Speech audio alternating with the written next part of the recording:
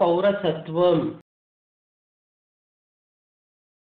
భారతదేశ పౌరసత్వం గురించి రాజ్యాంగంలోని 2వ భాగంలో వివరించారు. భారత రాజ్యాంగం ఏక పౌరసత్వాన్ని కలిగిస్తుంది.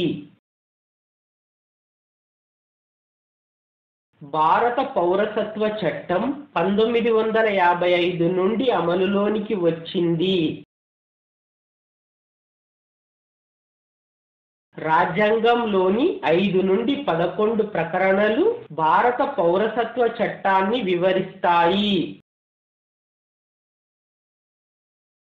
భారతదేశంలో జనవరి 26, 1950 తర్వాత జన్మించిన వ్యక్తులకు జన్మతా భారత పౌరసత్వం లభిస్తుంది.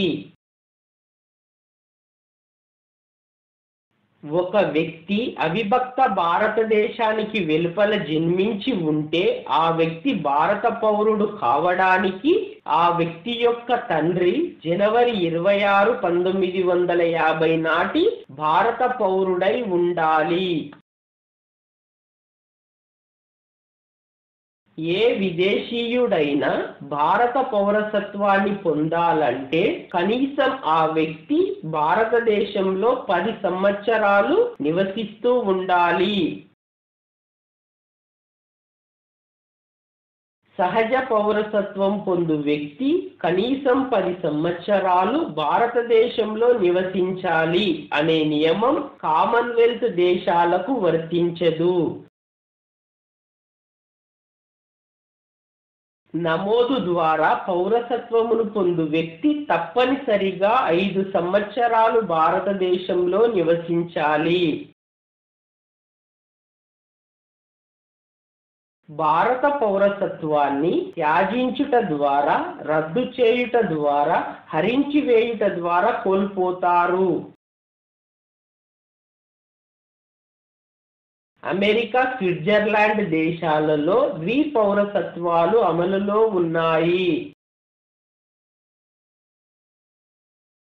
16వ ప్రకరణం ప్రకారం రాష్ట్రాలలో లేదా కేంద్రపాలిత ప్రాంతాలలో ఉద్యోగం పొందాలనే పౌరుడు అదే ప్రాంతంలో నివసించి ఉండాలి. జమ్మూ కాశ్మీరులోని పౌరసత్వంపై వివాదం రీసెటిల్మెంట్ బిల్లుకు సంబంధించినది. రీసెటిల్మెంట్ బిల్లుకు సంబంధించి భారత రాజ్యాంగం వలస వచ్చిన వారికి 1950 పౌర చట్టం ప్రకారం భారత పౌరసత్వాన్ని కల్పించింది.